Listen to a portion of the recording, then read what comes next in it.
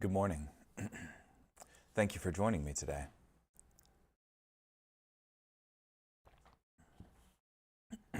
This morning we'll be in Mark chapter 14, verses 53 through 72.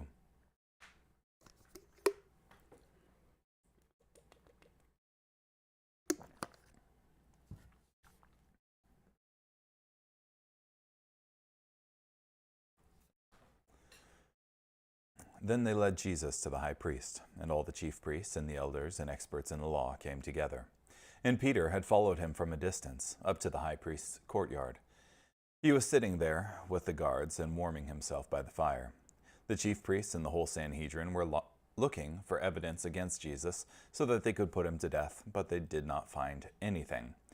Many gave false testimony against him, but their testimony did not agree. Some stood up and gave this false testimony against him. We heard him say, "I will destroy this temple made with hands, and in 3 days build another not made with hands." Yet even on this point their testimony did not agree. Then the high priest stood up before them and asked Jesus, "Have you no answer? What is this that they are testifying against you?" But he was silent and did not answer. Again the high priest questioned him, "Are you the Christ, the Son of the Blessed One?" "I am," said Jesus, "and you will see the Son of Man sitting at the right hand of the power and coming with the clouds of heaven." Then the high priest tore his clothes and said, "Why do we still need witnesses? You have heard the blasphemy. What is your verdict?" They all condemned him as deserving death. Then some began to spit on him and to blindfold him and to strike him with their fists, saying, "Prophesy." The guards also took him and beat him. Now while Peter was below, in the courtyard, one of the high priest's slave girls came by. When she saw Peter warming himself, she looked directly at him and said, "You also were with that Nazarene Jesus." But he denied it. "I don't even understand what you're talking about." Then he went out to the gateway, and a rooster crowed. Then the slave girl saw him. When the slave girl saw him, she began again to say to the bystanders, "This man is one of them." But he denied it again. A short time later, the bystanders again said to Peter, "You must be one of them, because you also are Galilean." Then he began to curse, and he swore with an oath, "I do not know this man that you are talking about." Immediately a rooster crowed a second time. Then Peter remembered what Jesus had said to him, "Before a rooster crows twice, you will deny me 3 times." And he broke down and wept.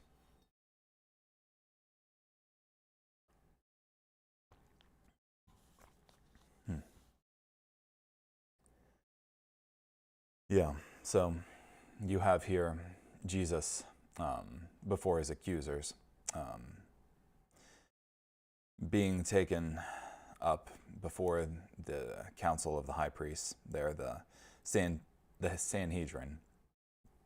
And they had assembled at night here and in an illegal meeting to try to get Jesus condemned to death.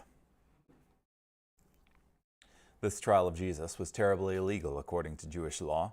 There was much in the Jewish legal process to protect the rights of the accused, and all of this was ignored and deliberately broken by those who were determined to put Jesus to death. But some heard him say, "I will destroy this temple." Jesus, as recorded in John 2:19, spoke clearly of the temple of his body. Jesus never said the words reported by his false accusers, "this temple made with hands." Essentially, they accused Jesus of being a terrorist who wanted to destroy the temple. The accusation was utterly serious, for throughout the Greco-Roman world, the destruction or desecration of places of worship was regarded as a capital offense. But not even in this did their testimony agree. Though it was a false case, the accusers of Jesus could not put together a good case. The false witnesses kept disagreeing with one another. It was harder to agree on a consistent lie than to tell the simple truth.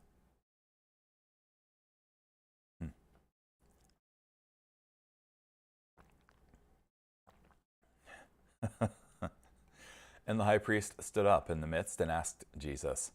For greater solemnity, he arose to make up by bluster the lack of evidence. From Robertson.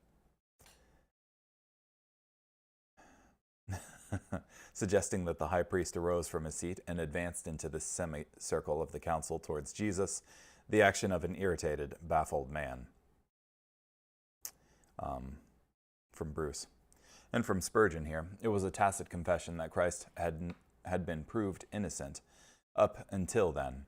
The high priest would not have needed to draw something out of the accused one if there had been sufficient material against him elsewhere.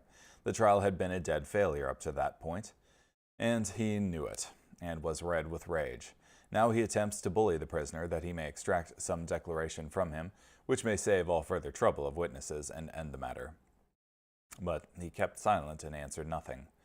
Jesus could have mounted a magnificent defense here, calling forth all the various witnesses to his deity, power, and character. The people he taught, the people he healed, the dead risen, the blind who see, even the demons themselves testified to his deity. But Jesus opened not his mouth. He was led as a lamb to the slaughter, and as a sheep before its shearers is silent, so he opened not his mouth. But the high priest adjured him, that is, essentially put him under oath so that he is obligated to answer. And Jesus said, I am, and you will, in response to the question of, are you the Christ, the Son of the Blessed One? And he says, I am, and you will see the Son of Man sitting at the right hand of the power. Jesus, when asked under formal oath to incriminate himself, essentially said, you now stand in judgment of me, but I will be the ultimate judge. These words would have given any wise judge pause, but did not slow down his accusers. Here we see that Jesus was on trial. He seemed to lose, but he really won. His conduct at his trial showed his innocence and was all part of the plan of redemption, which we must receive as God's gift. In a real sense, it wasn't Jesus on trial at all. It was more accurate to say that the religious leaders were on trial. They seemed to win, but they really lost. In fact, we all are on trial before Jesus and will be held to account for what we do with him. Yeah.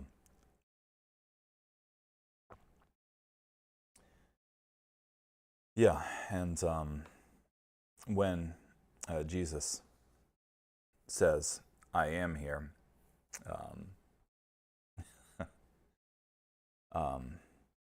he's essentially saying, like, that name, Yahweh. And I think anyway. But regardless, the second thing that he says is in reference to Daniel, the Daniel prophecy concerning the coming of the Son of Man, seated on the clouds of heaven and seated on the right hand of the power. And Jesus, in his response to the high priest, says essentially that he is this Son of Man who will be worshipped and receive all honor and glory type thing. So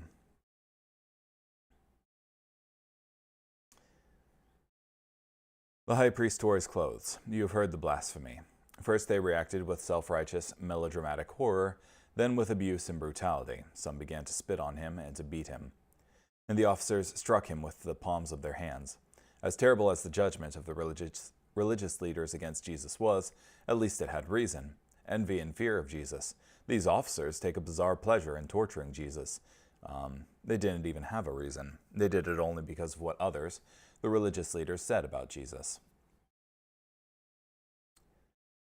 Then some began to spit on him and to blindfold him and to beat him. Understanding that Jesus endured such pain and humiliation should cause us to respond in three ways. We should bravely bear pain and humiliation for the sake of Jesus ourselves. We should be more diligent to praise Jesus, and we should have more assurance and confidence in receiving the finished work of Jesus for our redemption.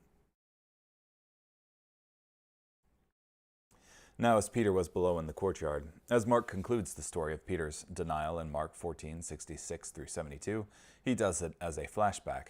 This didn't happen as Jesus was beaten, but as he was on trial. Peter's first problem was that he followed him at a distance. When we distance ourselves from Jesus, it is hard to make a proper stand for him at the critical time. Next, Peter sat with the servants and warmed himself at the fire. Peter found fellowship and warmth in the company of the ungodly, having forsaken the fellowship of the fleeing disciples. Peter wanted to seem as just one of this crowd, not a follower of Jesus. And the officers of Mark 14:65 who struck Jesus are the same people as the servants of Mark 14:54, because the same ancient Greek word is used of both groups. Peter sat and associated himself with the same men who beat Jesus, and they beat him just because someone else told them that Jesus was a wicked man.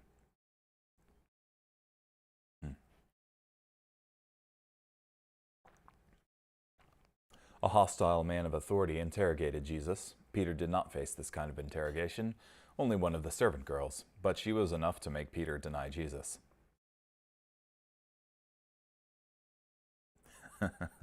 From Trap.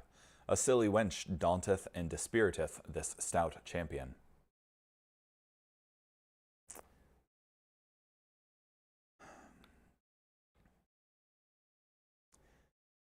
Thinking it might help distance himself from the association with Jesus, Peter began to curse and swear. When we hear that kind of language, we assume that the person is not a follower of Jesus Christ. And when he thought about it, he wept. Peter finally called to mind the word that Jesus had said to him, but he remembered it too late. It was after he had sinned. Then all Peter could do was to weep bitterly, but he will be restored. It was not the crowing of the cock that convinced Peter. It was the remembering of Christ's word. There is a significant contrast between Judas and Peter. Both of them denied Jesus in one way or another, but one was restored and the other was not. Restoring Peter was important to Jesus. After his resurrection, Jesus had a private meeting with Peter and a public restoration with Peter. Judas ended up as an apostate, and Peter was a backslider who suffered spiritual decline from an experience he once enjoyed. Carrying on here, Psalm 53, verses 1 through 6.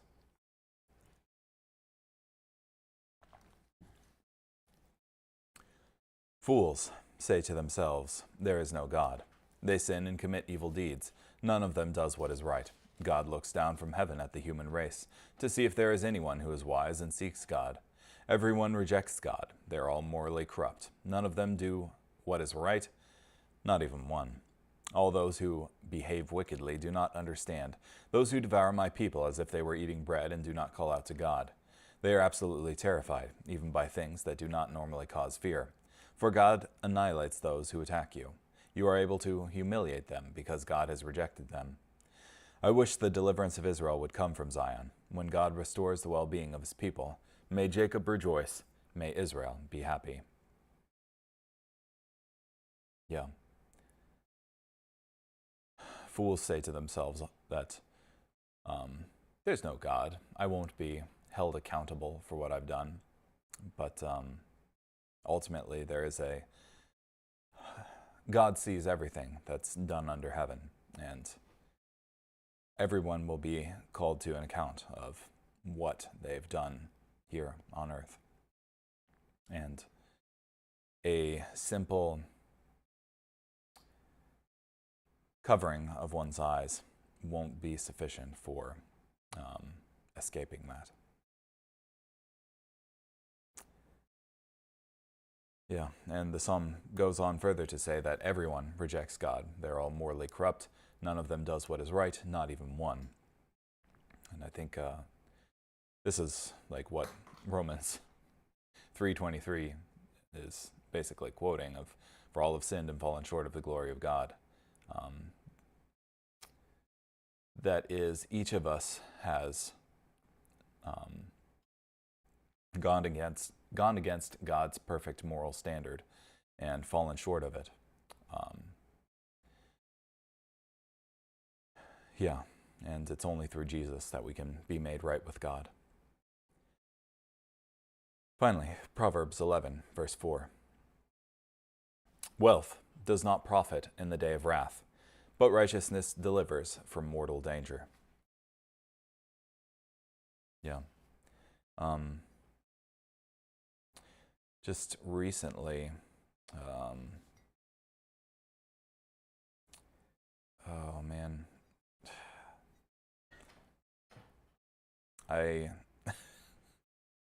in trying to remember proper nouns, I struggle sometimes. But it was a leader of one of the countries north of Israel, probably Lebanon, or not Lebanon, it's to the northeast of it, and I can't remember its name. But When the leader was recently deposed there, they just went through his house, taking all of his stuff. And you can very acutely see that wealth doesn't profit in the day of wrath. If he offered everything to the mob coming for him, they would have taken it and taken his life as well. It didn't profit him any in the day of wrath. But righteousness delivers from mortal danger. So, anywho, thank you for joining me today. I hope you have a great day.